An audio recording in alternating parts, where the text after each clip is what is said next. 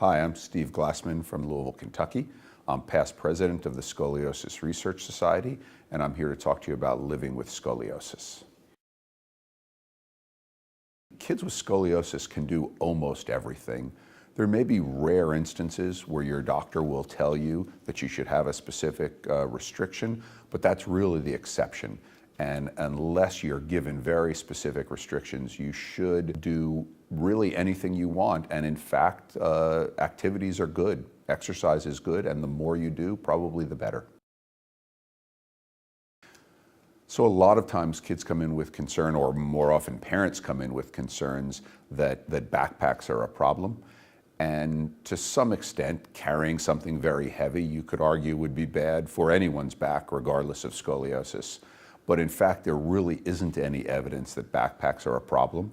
So unless it's uncomfortable for you or you feel like it hurts you, I don't really think there would be a need to have any restriction. I can't say that bracing is easy, it's not. But it's important to understand that if your doctor prescribes a brace, that there's now really good evidence that that makes a difference and oftentimes would prevent someone needing a surgery. So it's something that a lot of children will be willing to invest their time and effort in. In terms of the reaction of others, which is always a concern, when kids are young, doesn't really seem to be a problem at all.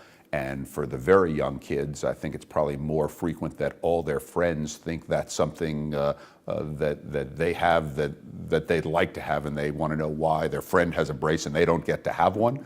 As kids get older, it gets a little bit more problematic, but I think that the patient themselves always seems to notice it and think about it far more than their friends would. Most often, the scoliosis is more a concern for the person with the curve, and their friends, the people they know, really pay much less attention to it than the patients themselves. I think the more you do normally, probably the better off. There are occasionally times where the curve is large enough to really be noticeable, but that's pretty unusual.